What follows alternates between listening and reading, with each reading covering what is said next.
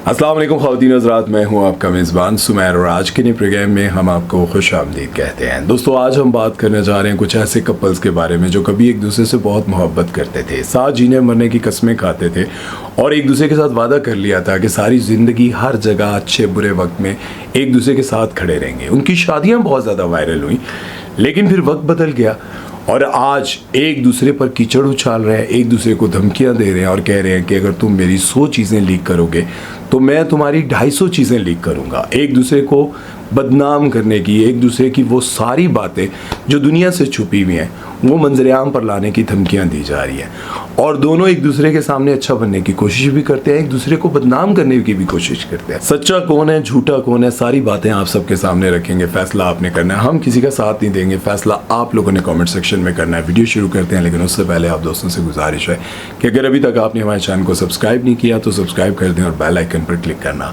हरगिज़ मत भूलिएगा। तो चलिए वीडियो शुरू करते हैं। सबसे पहले हम बात करेंगे पाकिस्तान के फेमस यूट्यूबर रजब भट्ट के बारे में। आप सभी को पता है कि इनकी शादी पाकिस्तान की हिस्ट्री की सबसे बड़ी शादी कहलाई जाती है और सबसे ज्यादा वायरल शादी थी। खैर, शादी पे और शादी के बाद जो कुछ हुआ वो सब आपके सामने है। केसेस भुगतने पड़े, अदालत जाना पड़ा, उसके बाद लड़ाई झगड़े, धमकियां, मार कुटाई, बहुत कुछ हुआ, वतन छोड़ कर गए, ये सब आपके सामने है। लेकिन अब जो कुछ हो रहा है वो जरा गौर फिक्र वाला है। ये सब तो आप जानते हैं कि रजब ने अदालत के थ्रू 2 तलाक के नोटिस भेजे हैं, 1 तलाक का नोटिस बाकी रहता था। तकरीबन सब जानते हैं कि तलाक हो चुकी थी, तो आपकी अदायगी हो गई है ऑलमोस्ट, बस आखिरी नोटिस पे ये चीज। रजब बीमार हो जाता है। अब रजब भट्ट बीमार होता है तो क्या करती है, ईमान बुके भेजती है। रजब भट्ट ने वो बुके स्टोरी पे लगा दिया। इन बातों को देखकर सबको ये लग रहा था कि ईमान की और रजब भट्ट की सुलह होने जा रही है। अब इसके बाद क्या होता है कि इनके जो भाई हैं ऑन वो वीडियो बनाते हैं और ईमान से कहते हैं कि आप बुके भेजकर सोशल मीडिया पर तुमने आग लगा दी है। ईमान आगे से जवाब देती है, मैंने आग लगाने की नहीं बल्कि आग बुझाने की कोशिश की है। हाँ, वो बुके मैंने ही भेजा था, आग तो मैंने नहीं लगाई थी, आग बुझाने की जरूर कोशिश की है। इस वीडियो के बाद ऑन और ईमान का सबने बहुत साथ दिया और कहा कि ये दोनों कितने अच्छे हैं। तलाक के 2 नोटिस मिलने के बावजूद भी ईमान अपना घर बचाना चाहती है और वो चाहती है कि बेटे को बाप से दूर ना करूं। इस तरह की वो वीडियोस बना रहे थे और बहुत सारी बातें कर रहे थे जिससे लग रहा था कि ये दोनों बहुत अच्छे हैं। और फिर क्या होता है, रजब भट्ट सामने आते हैं और वो टिकटॉक लाइव पर आकर ऐसे ऐसे इंकशाफात करते हैं, ऐसी ऐसी रिकॉर्डिंग सुनाते हैं और वो बातें सामने रखते हैं जिसे सुनने के बाद सब लोगों को ये पता चला कि रजब भट्ट सुलह क्यों नहीं चाहते। उन्होंने लाइव आकर बताया कि इन दोनों बहन भाइयों ने बहुत सारे व्हाट्सएप ग्रुप्स, पेजेस, इंस्टाग्रामर सबको इकट्ठा किया हुआ है जहाँ ये रोज़ मेरे बारे में कोई ना कोई प्लानिंग करते हैं, कोई ना कोई ऐसा शोशा छोड़ते हैं जिससे मेरी माँ बहन, मेरी भांजी को बद्दुआएं, माँ बाप को गालियाँ, मेरी बहन को गालियाँ, ये सब कुछ चलता रहे। और ये दोनों मुझे रोज़ाना डिफेम करने के लिए रोज़ाना कोई ना कोई नया प्लान करते हैं। वो कहते हैं कि एक तरफ ये बुके भेजते हैं, सुलह के पैगामात भेजते हैं और दूसरी तरफ एक ऐसा पॉडकास्ट करने की तैयारी कर रहे हैं जिसमें ये मुझे एक्सपोज करने की तैयारियां कर रहे हैं, जिसमें ये बहुत सारी लड़कियों को बिठाएंगे और वो ये कहेंगी कि हाँ, मेरा रजब के साथ ये ताल्लुक था, रजब मेरे साथ ये करता रहा, वो करता रहा।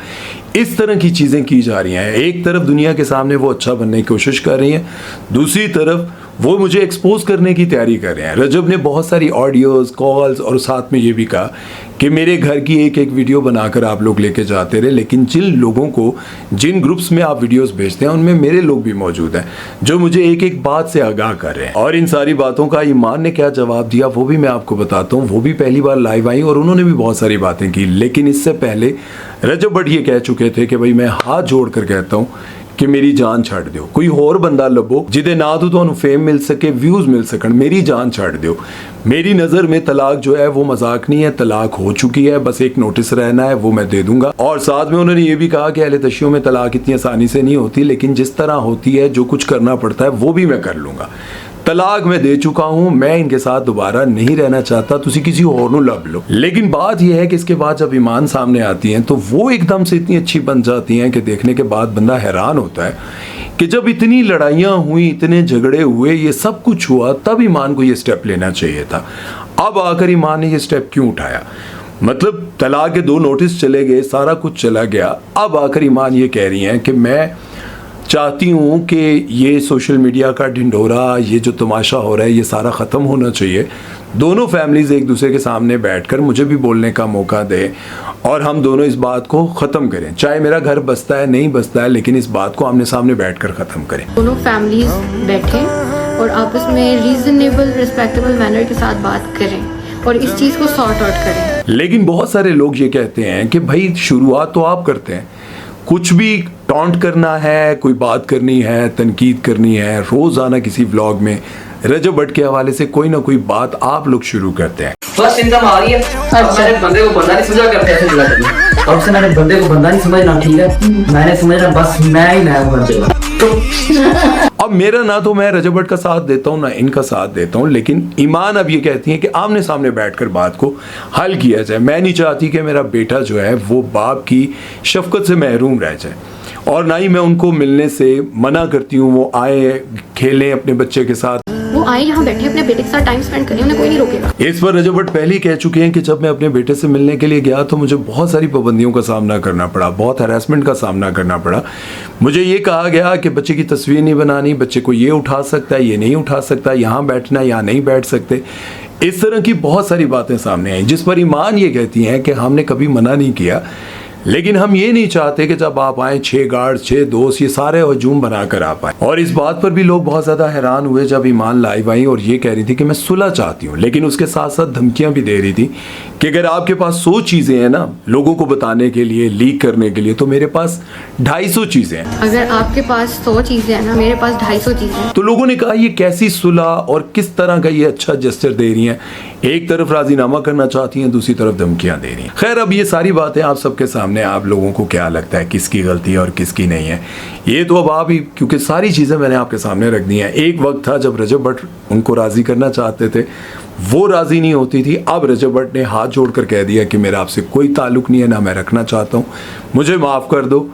अब ईमान चाहती हैं, कभी बूके भेजती हैं, कभी कहती हैं कि हम सुलह चाहते हैं, ये इस तरह की बातें करते हैं, लेकिन उसके साथ साथ तनकीद भी करते रहते हैं, साथ प्लानिंग भी करते रहते हैं कि रजब भट्ट को एक्सपोज करना है। खैर, चलते हैं नेक्स्ट कपल की तरफ। आप सभी को पता है डॉक्टर नबीहा, जिनकी शादी बहुत ज़्यादा वायरल हुई, वो पहले भी बहुत ज़्यादा वायरल रहती थी, क्योंकि उनके जितने भी पॉडकास्ट थे ना उनमें वो ये कहा करती थी कि मर्द अगर औरत को गाली देता है, मारता है, तशद्दुद करता है, तो इसका मतलब ये है कि वो उससे बहुत मोहब्बत करता है। जो मर्द किसी औरत से बहुत ज्यादा मोहब्बत करता है ना, वो औरत को गाली भी निकाल देता है। ये समझना चाहिए औरत को। बेवकूफ है वो औरतें जो नहीं समझ रही इस बात को कि मर्द तुम्हें गाली निकाल रहा है, इट्स मीन वो तुम्हें अपना समझ रहा है। लेकिन फिर वक्त के साथ साथ कुछ चीजें ऐसी बदल कर सामने आई कि लोग हैरान रह गए कि वो डॉक्टर नबीहा जो कभी कहा करती थी कि शोहर अगर अपनी बीवी से बहुत मोहब्बत करता है, उससे प्यार करता है, तो वो उसको गाली भी दे सकता है, उसको थप्पड़ भी मार सकता है, क्योंकि वो उससे मोहब्बत करता है। वो चाहता नहीं है कि ये मेरे से कहीं इधर उधर निकल जाए। लेकिन आज वही डॉक्टर नबीहा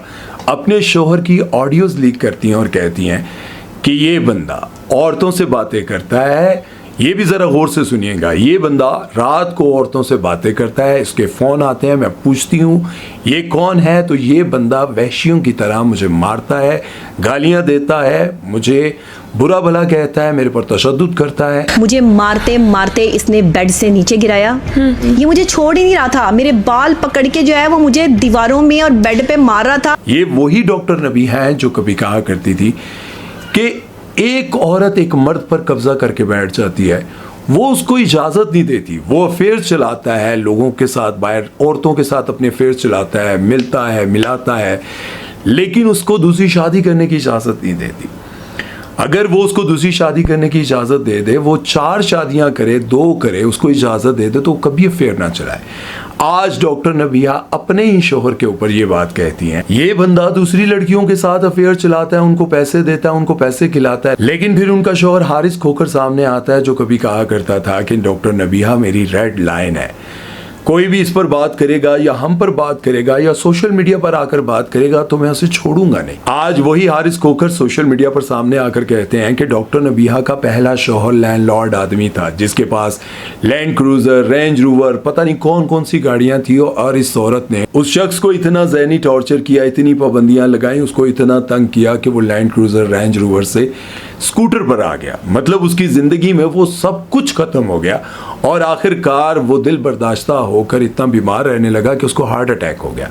ये सिर्फ हारिस खोकर ही नहीं बल्कि बहुत सारे लोग पहले भी कह चुके हैं कि इनका जो पहला शौहर था वो बहुत अमीर आदमी था, बहुत पढ़ा लिखा आदमी था, बहुत कारोबारी इंसान था, लेकिन इस औरत ने उन पर बहुत पाबंदियां लगाई।